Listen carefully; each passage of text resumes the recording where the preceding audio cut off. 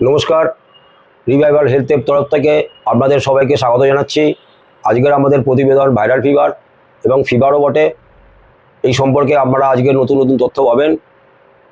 আমাদের এই চ্যানেলটিকে আপনারা সাবস্ক্রাইব করবেন, লাইক করবেন এবং কমেন্ট করবেন। এই প্রতিবেদনের মাধ্যম দিয়ে আপনারা নতুন নতুন তথ্য পাবেন, যে তথ্য দিয়ে আপনারা উদ্বুদ্ধ হবেন এবং এই ভাইরাল ফিভার এবং ফিভার সম্পর্কে আপনারা কীভাবে এর থেকে প্রতিকার পাবেন সেই সম্পর্কে আমরা আজকের এই তথ্য আমরা পরিবেশন করছি।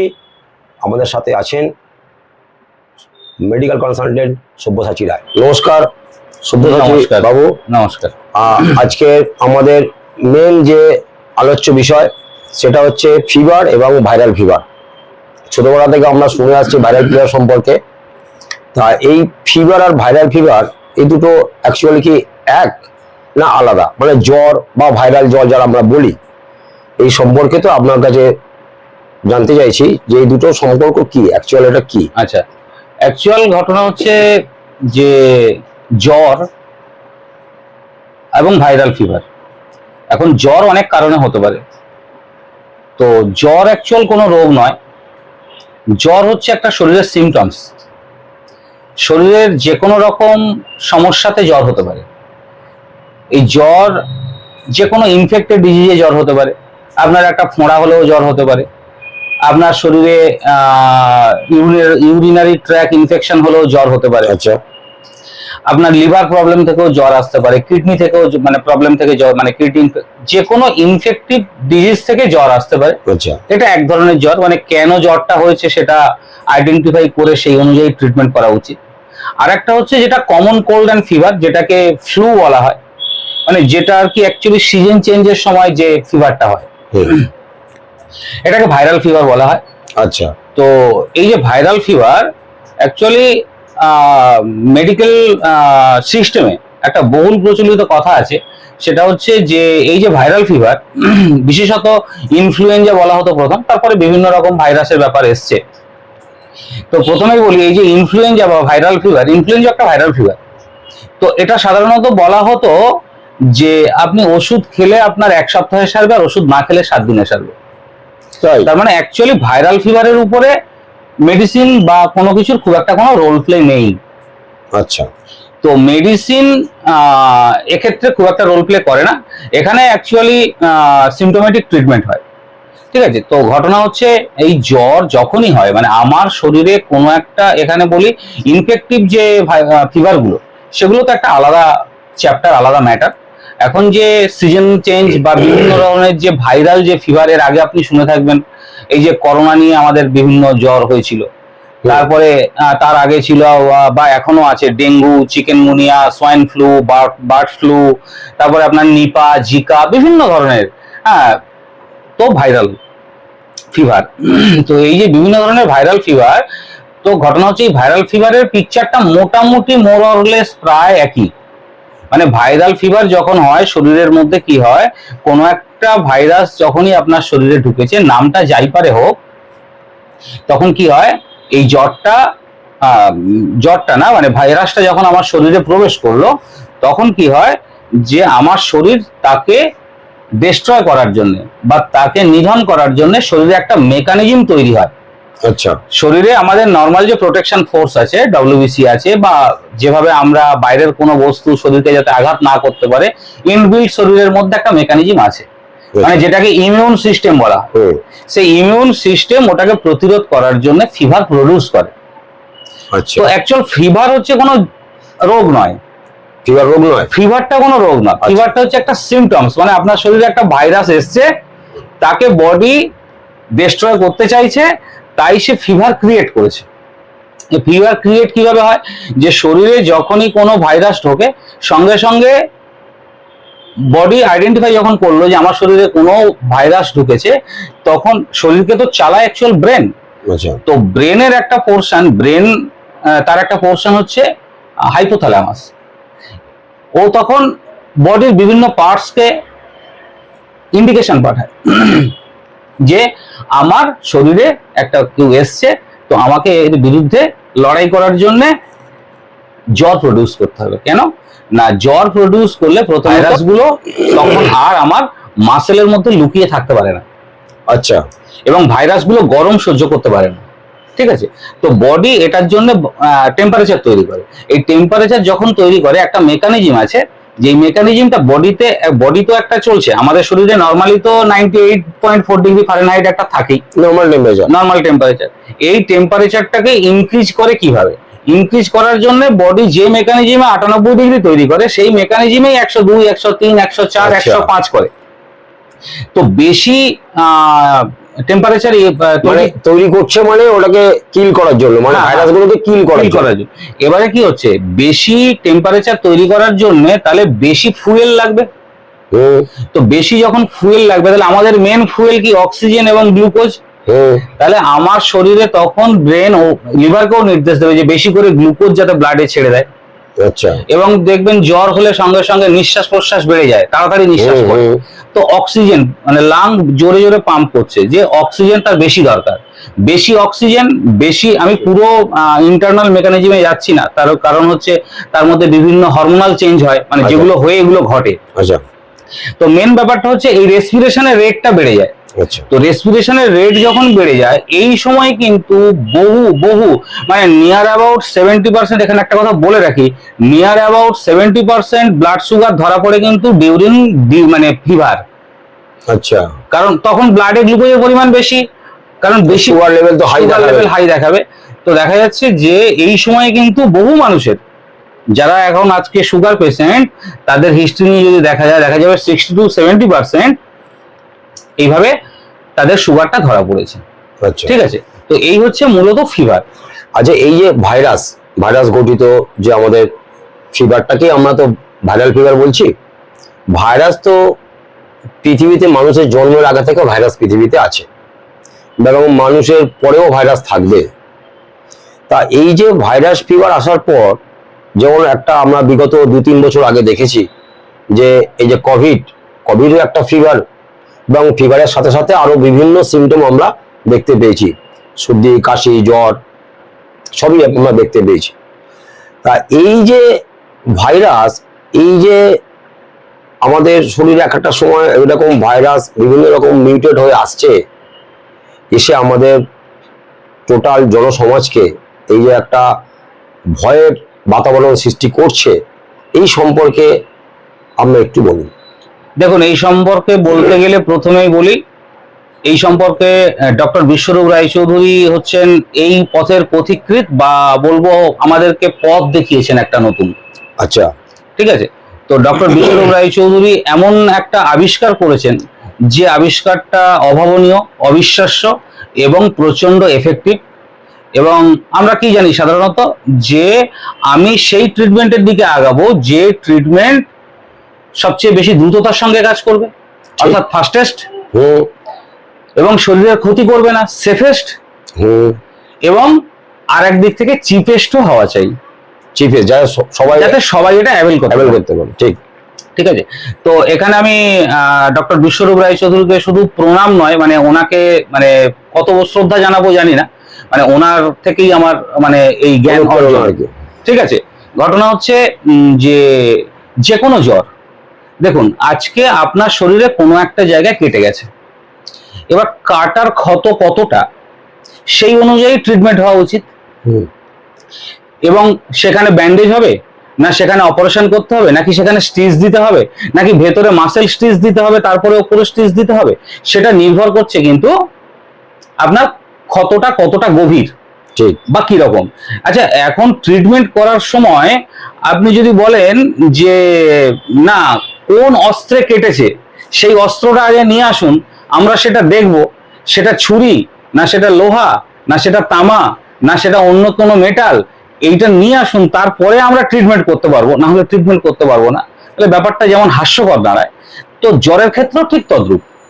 আচ্ছা, জ্বরের ক্ষেত্রে ঠিক তদ্রুপ, কিন্তু জ্বরের ক্ষেত্রে এই জিনিসটাই ঘটাচ্ছে আমাদের মডার্ন মেডিকেল বিজনেস সিস্টেম, এই জিনিসটাকেই প্রায়োরিটি দিচ্ছে, হাইলাইটস করছে। কিভাবে? দেখুন, ভাইরাল ফিভারে বলা হচ্ছে যে এর কোনো ট্রিটমেন্ট নেই, এর মূল ট্রিটমেন্ট হচ্ছে সিমটোমেটিক, মানে আপনার যদি টেম্পারেচার বাড়ে প্যারাসিটামল, আপনার যদি বমি হয় তাহলে বমির ওষুধ, ঠিক আছে, অ্যান্টিমেটিক্স বলে। বমির ওষুধ, হুম। আপনার যদি মাথা ঘোরার ওষুধ, আপনার যদি অ্যাসিডিটি হয় অ্যান্টাসিড, এরকম ভাবে এটা সিমটোমেটিক ট্রিটমেন্ট। এর আলটিমেটলি কোনো কিছু নেই, আচ্ছা। এর কোনো ট্রিটমেন্ট নেই। এবং সেটা শুনেও থাকবেন যে করোনার কোনো ওষুধ নেই, ভ্যাকসিন আবিষ্কার হলো, যাই হোক ভ্যাকসিন পরে সরকার নিজেই স্বীকার করে নিল যে না ভ্যাকসিনে অনেক সমস্যা হয়েছে, যাই হোক সেটা আলাদা বিষয়, তা আমরা অনেক নিউজে দেখিয়েছি। এটা তো আলাদা বিষয়। তো ঘটনা হচ্ছে তাহলে প্রত্যেকটা ভাইরাসের যখন সিরিয়াস কন্ডিশন হয়, আমরা পেশেন্টকে মেনলি দুটো জিনিস দেখা যায়। একটা হচ্ছে পেশেন্ট খুব দুর্বল হয়ে পড়ে, আর ব্লাড টেস্টে যদি আপনি দেখেন সেক্ষেত্রে মেনলি যেটার উপরে হাইলাইটস করা হয় সেটা হচ্ছে প্লেটলেটস। আচ্ছা। দেখুন প্লেটলেটস কাউন্ট কতটা নিচে নেমে আসছে। তো প্লেটলেট কাউন্ট যদি নিচে নেমে আসে তাহলে সেটা হচ্ছে একটা খারাপ দিকে যাচ্ছে। তাহলে আমার ভাইরাসটা ডেঙ্গু না চিকেনগুনিয়া নাকি বার্ড ফ্লু না সোয়াইন ফ্লু না নিপা না জিকা নাকি করোনা ভাইরাস, অ্যাকচুয়াল জানার প্রয়োজন কি আছে কিছু? আমার দরকার আমার পেশেন্টের যে কন্ডিশন, ফিভারটা হয়েছে, তাতে তার শরীরের যে চেঞ্জ, তাহলে আমার একটা সেখানে কমপ্লিট ব্লাড কাউন্ট যদি আমরা করি, সিবিসি যদি করি, তাহলে আমরা সেখানে তার প্লেটলেট কাউন্ট আমরা দেখে নিতে পারছি, তার হিমোগ্লোবিনটা দেখে নিতে পারছি। ঠিক আছে, এছাড়া তার সেকেন্ডারি ইনফেকশন হতে পারে, কিছু চেস্টে কিছু ইনফেকশন হতে পারে, ঠিক আছে, সেক্ষেত্রে তার কাফ অ্যান্ড কোল্ড হতে পারে, এগুলো হতে পারে। তো ঘটনা হচ্ছে প্রথমত যে কোনো একটা মানুষকে ধরুন কোনো রোগ হয়নি, তাকে যদি বলা হয় যে 14 দিন তুমি কাউকে ছোঁবে না আর তোমার কাছে কেউ আসতে পারবে না, হ্যাঁ এটা ছিল, যদি করা হয়, তাহলে সে লোকটা মানসিক ভাবে ভেঙে পড়বে না পড়বে না? হ্যাঁ অবশ্যই মানসিক ভাবে ভেঙে পড়বেই। তো মানসিক ভাবে একটা ভেঙে যখনই যাবে তার সাধারণ ফ্লুটা তখন মারাত্মক আকার নেবে। তার কারণ হচ্ছে তার তো মনোবলটাই ভেঙে গেছে। হ্যাঁ মনোবল ভেঙে গেলে আমি যেটা শুনেছি ইমিউন সিস্টেমও কিন্তু ওই সময় কমে যায়। আজকে সেই ভয়টা চলে গেছে মানুষের, ধীরে ধীরে মানুষ বুঝতে শিখছে। মানে এটা যে একটা আগে থেকে একটা প্রি প্ল্যান্ড ছিল যে মানুষকে ভয় দেখিয়ে একটা বাতাবরণ তৈরি করার দরকার ব্যাপার। হ্যাঁ দরকার ব্যাপার, এটা বিশ্বগুলোর কাছে শোনা আমার দরকার ব্যাপার। তো ঘটনা হচ্ছে এইভাবে। তো আমার মূল দরকার হচ্ছে যে তার প্লেটলেট কাউন্ট, তার ব্লাড কাউন্ট, এবং যদি খুব বেশি প্রয়োজন হয় একটা চেস্ট এক্সরে প্রয়োজন হতে পারে। সেক্ষেত্রে আমার করোনা ভাইরাস না জিকা ভাইরাস না নিপা ভাইরাস নাকি কোন ভাইরাস আমার জানার কিন্তু কোনো প্রয়োজন নেই, কারণ আমার তো কোনো মেডিসিন নেই, আমি জেনে কিছু করতেও পারবো না। ঠিক আছে, তো সেই অনুযায়ী ট্রিটমেন্ট। এবং এখানে আরেকটা কথা বলে রাখি, ট্রিটমেন্টের জায়গায় আসি। ট্রিটমেন্টে বহু মানুষ যেমন মারা গেছে শুনেছেন, তেমন ডক্টর বিশ্বরূপ রায়চৌধুরীর আন্ডারে যারা ট্রিটমেন্ট হয়েছে, তাছাড়া ওনার থেকে শিখে প্রচুর মানুষ উপকৃত হয়েছে। ঠিক আছে, তো সেইখান থেকে দেখা গেছে যে উনি 3 days একটা ডায়েটের কথা বলেছিলেন। তো এই 3 days ডায়েট যদি কেউ পালন করে, তো আমি এই কমন ফিভারে দেখেছি এবং নিজেও করি, আমার জ্বর হলে আমার ফ্যামিলির লোককেও করাই এবং মার্ভেলাস রেজাল্ট আছে। সেটা হচ্ছে যে যখনই জ্বরটা আসলো, যখনই মনে হচ্ছে আমার জ্বর আসছে, জ্বর আগে থেকে বোঝা যায় যে একটা স্নিজিং হচ্ছে, হাঁচি হচ্ছে, নাক দিয়ে ঝরছে, নিঃশ্বাসটা কিন্তু গরম হয়ে যায়, নাক দিয়ে জল ঝরছে, সর্দি আসছে, হাঁচি হচ্ছে, এটা যখনই আসছে সঙ্গে সঙ্গে আমাদের উচিত আমাদেরকে ফ্রুটস এবং স্যালাডের উপরে ডায়েটে চলে যাওয়া, না খাওয়া অথবা ফ্রুটস বা স্যালাডের উপরে ডায়েটে চলে যাওয়া ফার্স্ট, মানে সারাদিন ধরেই। হ্যাঁ, যখনই আমার সিমটমসটা আমি দেখতে পেলাম তখন থেকেই আমি ফ্রুটস এন্ড স্যালাড ছাড়া আর কিছু খাবো না, খিদে পেলে। কুক ফুড বাদ টোটালি। যদি 24 ঘন্টা থেকে 48 ঘন্টা করা যায়, ডক্টর বিশ্বরূপ রায়চৌধুরী বলছেন যে এটা 3 দিন লাগে ম্যাক্সিমাম। ঠিক আছে, এবং লিকুইড ডায়েট বলছেন, কিন্তু আমি প্র্যাকটিক্যালি দেখেছি, ঠিক আছে, যে যদি স্রেফ ফ্রুটস এবং স্যালাডের উপরে থাকে, লিকুইড ডায়েট করতেও লাগে না। আচ্ছা, যদি ফার্স্ট টাইম করা যায়। আচ্ছা, এবার জ্বরটা যখন একটু পুরানো হয়ে যায় তখন কিন্তু 3 days লিকুইড ডায়েট করলে খুবই ভালো হয়। এই লিকুইড ডায়েটে মেইনলি হচ্ছে আপনার কোকোনাট ওয়াটার আর মুসুম্বি জুস আর ডাবের জল, আর এর সঙ্গে হচ্ছে শসা, টমেটো, স্যালাড, গাজর সব স্যালাড। ঠিক আছে, এবং প্রথম খাওয়ার পদ্ধতিটা কি একটু বলুন, মানে এই স্যালাড বা এই যে বলছেন ফ্রুটস এবং স্যালাড, দেখুন প্রথম সিমটমস আসার সঙ্গে সঙ্গে যদি আপনি করেন, আমি বলবো আপনার কোনো প্রোটোকল মানার দরকার নেই। আচ্ছা, কোনো প্রোটোকল মানার দরকার নেই, শুধু খিদে যদি পায় তাহলে একটু ফ্রুটস খান, ফুড, আচ্ছা। আর কিচ্ছু খাবেন না, আপনি 2 দিন করুন, আপনার জ্বর পালাবে। এবং একদম গ্যারান্টি সহ আপনাকে বলছি, কোনো কোনো মানে এর মধ্যে কোনো সন্দেহ নেই, আপনার টেম্পারেচার যত হাই আসুক না কেন 102 এর উপরে উঠবে না। আচ্ছা। আপনি যেই খাবেন, যেই কুক ফুড পেট ভরে খাবেন, তারপরেই আপনার ফিভার হাই হতে শুরু করবে। কারণ বডি একসঙ্গে দুটো কাজ করতে পারে না, যেমন আমরা পারি না, আমাদের দুটো চোখ, দুটো কাজ একসঙ্গে পারবো না, দুটো জিনিস একসঙ্গে দেখতে পাবো না। দুটো হাতে আলাদা আলাদা কাজ করতে পারবো না। দুটো কানে দুজন বলছে, আলাদা আলাদা শুনতে পাবো না। ঠিক ঠিক সেরকম আমাদের বডিও দুটো কাজ একসঙ্গে করতে পারে না। তো ও যখন ফাইট করছে, তো সঙ্গে সঙ্গে আমি যদি তার সঙ্গে সঙ্গে সাপোর্ট দিই, তাহলে ও ফাইটটা ভালো করবে। কিন্তু আমি পেট ভর্তি করে খাবার দিয়ে দিলাম, এখন ও ওটাকে হজম না করলেও বিপদ, কারণ আপনার গ্যাস্ট্রাইটিস হবে, বমি হতে পারে, পটি হতে পারে, লুজ মোশন হতে পারে, বিভিন্ন রকম সমস্যা তৈরি হবে। তাহলে ও যখন ইন্টারফেয়ার করে গেল, যে মাইন্ডটা এদিকে চলে গেল যে আমাকে খাবারটা হজম করতে হবে, তখন বডি ইমিউনিটি সিস্টেম ভাইরাসের উপরে কাজ করতে আর তখন ভালো করে পারছে না, তখন টেম্পারেচার হাই হতে শুরু করলো, তখন প্যারাসিটামল দিতে হবে। মানে ওনার যে অ্যাক্টিভিটিসটা ভাগ হয়ে গেল।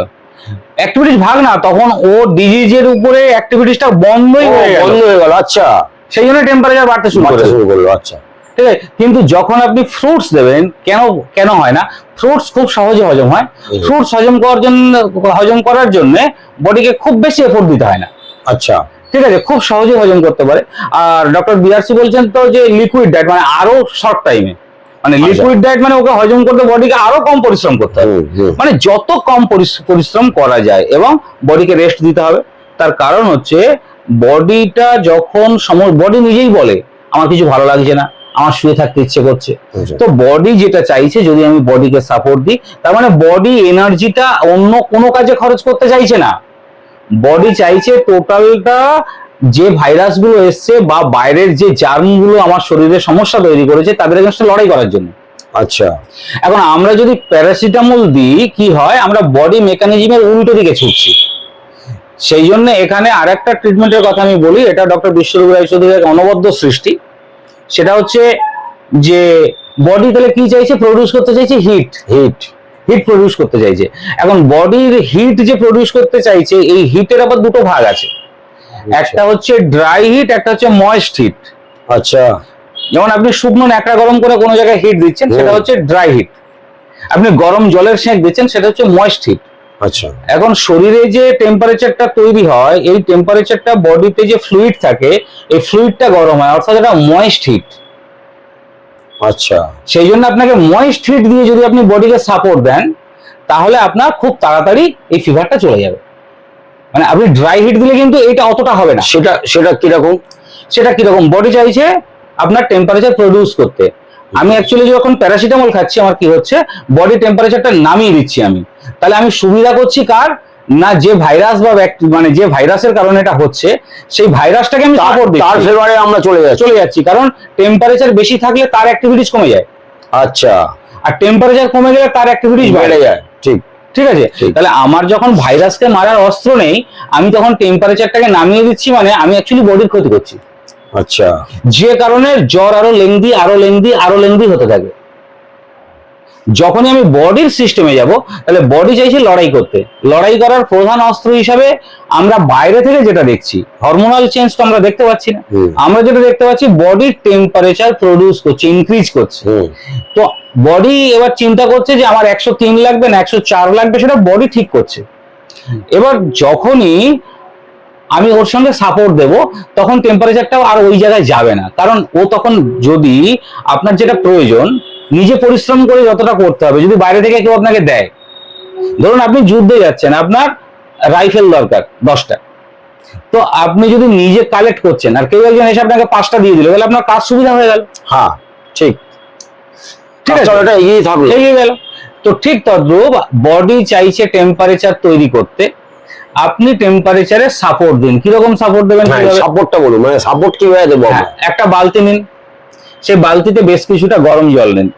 আচ্ছা, সেই গরম জলের টেম্পারেচারটা মোটামুটি 103-4 ডিগ্রি ফারেনহাইট হবে, যদি সেলসিয়াসে বলি 40-42 ডিগ্রির মধ্যে থাকবে। এরকম একটা টেম্পারেচারের মধ্যে পা দুটো ডুবিয়ে দিন। পায়ের যতটা পোর্শন সম্ভব গাঁটের ওপর পর্যন্ত অবশ্যই, আরো একটু বেশি যদি সম্ভব হয় গোড়ালির গাঁটের ওপর পর্যন্ত আরো বেশি হলে একটু ভালো হয়, আর একটু ভালো হয়। এবার দুটো পা আপনি ডুবিয়ে দিলেন, তাহলে আমাদের ব্লাড যখন সার্কুলেট হচ্ছে তখন যখন ও পায়ে থেকে উপরে উঠছে তখন ও সাপোর্টিং পাচ্ছে, হিট হয়েই উঠছে। হ্যাঁ ঠিক, টেম্পারেচারে সাপোর্টিং পাচ্ছে। তার সঙ্গে এক গ্লাস একদম চায়ের মতো গরম গরম জল নিন, ঠিক আছে, সঙ্গে একটু ভিটামিন সি মানে পাতিলেবু মিশিয়ে নিন। পাতিলেবু আচ্ছা, মানে জলটা গরম করার পর, হ্যাঁ জলটা গরম করার পর তারপরে পায়ে দিলেন। আচ্ছা, আর একটা এরকম জল নিন, আরো 500 ml জল নিন। আচ্ছা, আরো 500 ml জল, একদম ফুটন্ত জল নিন, তাতে একটা লেমন মিশিয়ে নিন। আচ্ছা, তাতে একটু পারলে আদার রস 1 চামচ 2 চামচ মিশিয়ে নিন, আরো ভালো হবে। কারণ শরীরে যে ব্যথা হয় ও তার এগেনস্টে ন্যাচারাল পেন কিলার হিসেবে আদা খুব ভালো কাজ করে, ঠিক আছে, সেটা একটু দিন। তার সঙ্গে একটু মধু পারলে দিন। মধু অ্যান্টিবায়োটিক, অ্যান্টিভাইরাল সবকিছু প্রপার্টিস থাকে মধু। মধুর পরিমাণটা কত? মধুর পরিমাণ 500 ml ধরুন আপনি 10 ml দিয়ে দিন। 10 ml, আচ্ছা, মানে 1 চামচ বড় বা 2 চামচ মধু দিয়ে দিন, দিয়ে ওই জলটা চুমুক দিয়ে চায়ের মতো খান। আচ্ছা, ওইটাও যখন আপনার বডিতে যাচ্ছে টেম্পারেচারটা অ্যাবজর্ব হচ্ছে। আচ্ছা, একটা ইনটেক করছে, একটা বাইরে থেকে দিচ্ছে, বাইরে থেকে একটা সাপোর্ট পেয়েছে, একটা বডির ভিতরে টেম্পারেচারটা যাচ্ছে, তাহলে সেই টেম্পারেচারটাও আপনার শরীরে টেম্পারেচার ইনক্রিজ করতে সুবিধা করছে, কারণ ও তো ইনক্রিজ করতে চাইছে। তখন বডির নিজস্ব মেকানিজমে টেম্পারেচার ইনক্রিজ করার চেষ্টাটা বা পরিশ্রমটা কম করতে হবে, অর্থাৎ রেসপিরেশন মেথডটা একটু কমিয়ে দিলেও তখন আর বডি দেখছে কোনো অসুবিধা হচ্ছে না, অটোমেটিক্যালি দেখবেন আপনার গায়ে থেকে ঘাম আসছে, আধা ঘন্টার মধ্যে দেখবেন আপনার ফিভার গায়েব, আপনার মাথা ব্যথা গায়েব। বাহ, আপনি মানে অবাক হয়ে যাবেন, এটা যদি করেন আপনি দেখবেন আধা ঘন্টার মধ্যে আপনার ফিভার গায়েব হয়ে গেছে। গুড। তো প্যারাসিটামল খেলে দেখা যায় 40 মিনিট, 45 মিনিট, 1 ঘন্টা লেগে যায়। কখনো কখনো প্যারাসিটামল 650 খেয়ে হচ্ছে না, 1 গ্রাম দেওয়া হয় 1000 মিলিগ্রাম। আচ্ছা, যখন তাতেও হয় না, তার সঙ্গে আবার নিমেসুলাইড বা অনেক কিছু সাপোর্টিংও অনেক সময় দেওয়া হয়। আচ্ছা, সেটা কম হলেও দেওয়া হয়, ঠিক আছে। তো তা সত্ত্বেও দেখা যায় যে 1 ঘন্টা লেগে যাচ্ছে জ্বর নামতে। আর আপনি এই জল গরমে পা ডুবিয়ে জল গরম খান, উইদিন 15 মিনিট আপনার কমতে শুরু করে দেবে, মানে ফিভার কমবে, একদম ফিভার কমতে শুরু করে দেবে। যত ফিভার হোক, 104 ফিভার, 105 ফিভার কমতে শুরু করে দেবে। আচ্ছা, আর একটা প্রশ্ন, এই যে এখন আমরা দেখতে পাচ্ছি চারিদিকে একটা ভাইরাল ফিভারের বাতাবরণ তৈরি হয়েছে, বিভিন্ন রিসেন্ট কদিন আগে আমার বাড়িতেও হয়েছে, তা এই সম্পর্কে আমরা কিভাবে এর থেকে হাত থেকে রেহাই পাবো, বা এটা হলে আমরা কিভাবে প্রতিকার করতে পারবো নিজে থেকে? দেখুন এইটা ব্যাপারে বলুন। হ্যাঁ, এই কথাটাই তো আমি বললাম। কথাটাই তো আমি বললাম, যে কোনো ফিভার, যে কোনো মানে সিজনাল ফিভার, ভাইরাল ফিভার যেগুলো বলা হয়, মানে শরীরে ধরুন আপনার কোনো ইনফেকশন হয়েছে, সেখান থেকে যে জ্বরটা আসছে সেটা আলাদা বিষয়। আচ্ছা, কিন্তু কিন্তু ঠান্ডা লেগে যে জ্বরটা হয় এইটাকেই মেনলি ভাইরাল ফিভার বা ফ্লু বলা হয়, বা কমন কাফ অ্যান্ড কোল্ড বলে যেটা বলা হয়। জ্বর মনে করুন ফিভার আর ভাইরাল ফিভার, এটা কি এক না আলাদা? দেখুন, জ্বর কি বললাম, শরীরে টেম্পারেচার ইনক্রিজ হওয়ার নামই জ্বর। আচ্ছা, এবার সেই জ্বর, এই ইনক্রিজটা কেন হচ্ছে? একটা নর্মাল ঠান্ডা লেগে ওয়েদার থেকে বা নর্মাল ভাইরাস থেকে স্নিজিং হচ্ছে, সর্দি কাশি কিছু ছিল না, এগুলো আসছে, তার মানে এটা ভাইরাল ফিভার। এবার আপনার শরীরে বড় প্রবলেম আছে, ইউরিনারি ট্র্যাক ইনফেকশন আছে, আপনার লিভার খারাপ হয়ে গেছে, শরীরে যদি কোনো প্রবলেম হয় তখন ওই প্রবলেমের থেকেই কিন্তু যে জ্বরটা, ওটা তো ইনফেক্টিভ ফিভার, ওটা কিন্তু আমরা নরমাল জ্বর হিসেবে বলতে পারি না। শরীরের যে প্রবলেম থেকে হচ্ছে ওটা ইনফেক্টিভ ফিভার। আচ্ছা, ইনফেক্টিভ ফিভার। আচ্ছা, তখন সেই কজে আপনাকে ঢুকতে হবে যে ইউরিনারি ট্র্যাকটা ইনফেকশন হয়েছে, সেটা কি করে কন্ট্রোল হবে, কি কারণে ওটা আসছে, তখন জ্বরটা দেখতে হবে। অ্যাকচুয়ালি ধরুন আপনার লাংসে জল জমেছে, আপনার জ্বর হচ্ছে, তাহলে লাংসের জল বের করতে হবে না, জলটা কিভাবে রিডিউস হবে সেটা চিন্তা করতে হবে। আচ্ছা, ধরুন আপনার লিভার ড্যামেজ আছে, ঠিক আছে, তাহলে তার জন্য আপনার লিভার সিরোসিস আছে, আপনার লিভার ক্যান্সার আছে, সেক্ষেত্রেও জ্বর হবে, কিন্তু সেই জ্বরটা কিন্তু এই কমন কোল্ডের মতো নয়, এটা দিয়ে যাবে না। এই জ্বরের ব্যাপারে লাস্ট যেটা বলি, আমি একদম সামারাইজ করে দিচ্ছি। জ্বর ফার্স্ট টাইম যদি করেন, জ্বর 100% গায়েব হয়ে যাবে। স্রেফ ফ্রুটস খান, সিমটমস আসার সঙ্গে সঙ্গে ফ্রুটস ছাড়া আর কিচ্ছু খাবেন না। আচ্ছা, এবং সেটা কখন না, খুব খিদে পেলে, মানে শরীর যতক্ষণ না চাইছে, হ্যাঁ যতক্ষণ না চাইছে ততক্ষণ কিচ্ছু দেবেন না। আচ্ছা, হ্যাঁ, ওয়াটার দেবেন, এবং সেটা অবশ্যই গরম জল। অবশ্যই গরম জল যদি খান খুব তাড়াতাড়ি, মানে উইদিন 24 আওয়ার্স, আচ্ছা ম্যাক্সিমাম 48 আওয়ার্স এর মধ্যেই ব্যাপারটা মিটে যাবে। আর যাদের ক্ষেত্রে একটু বেশি হবে তাদের ক্ষেত্রে 3 days লিকুইড ডায়েট, যারা নেগলেক্ট করবে পরবর্তীকালে যারা করবে তাদের ক্ষেত্রে actually 3 days flu diet actually প্রয়োজন। আচ্ছা আচ্ছা আর যদি আপনি ফার্স্ট টাইম এটা ফলো করেন তাহলে আপনার আসবেই না। পৃথিবীতে আমরা বলি না ইমিউন সিস্টেম ফেল করেছে, হুম পৃথিবীতে ইমিউন সিস্টেমকে যদি বুস্ট করার সবচেয়ে বড় কিছু টেকনিক, হুম বড় কিছু বুস্টার কিছু থেকে থাকে, ইমিউন বুস্টার, হুম। সেটা হচ্ছে fasting, fasting. Lemon water fasting. ঠিক আছে, ঠিক আছে, আজকে দারুণ লাগলো, আমিও কিছু নতুন তথ্য পেলাম, আমাদের দর্শকবৃন্দরাও এই তথ্য পেয়ে উপকৃত হবেন। আমরা আজকের মতন এই প্রতিবেদন এখানে শেষ করছি। আবার নতুন তথ্য পাবেন, নতুন রোগ নিয়ে, নতুন শারীরিক সমস্যা নিয়ে আমরা আবার আলোচ্য বিষয় রাখবো আপনাদের সামনে, আপনারা উদ্বুদ্ধ হবেন। এই বলে আজকের আমরা এই প্রতিবেদন শেষ করছি। আবার বলছি, আপনারা এই চ্যানেলটিকে সাবস্ক্রাইব করবেন, লাইক করবেন এবং কমেন্ট করবেন। নমস্কার।